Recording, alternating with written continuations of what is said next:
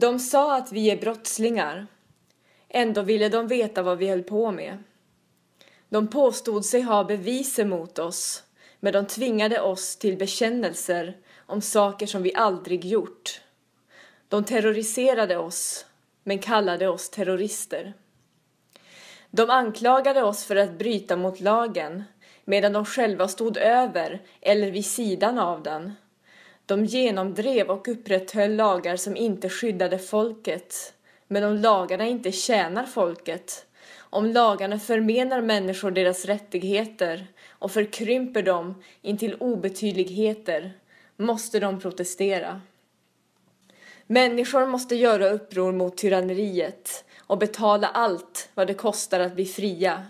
Det är nu vårt ansvar att resa oss mot den onda övermakt som vill ta vårt människovärde ifrån oss. Du och jag har aldrig begått de brott de anklagar oss för. Vi är alla oskyldiga. Vi måste befria oss ur detta moraliska, känslomässiga och fysiska fängelse. Nu är deras tid att stå till svars för de brott de har begått. Medan världen såg åt ett annat håll. Vi är alla oskyldiga.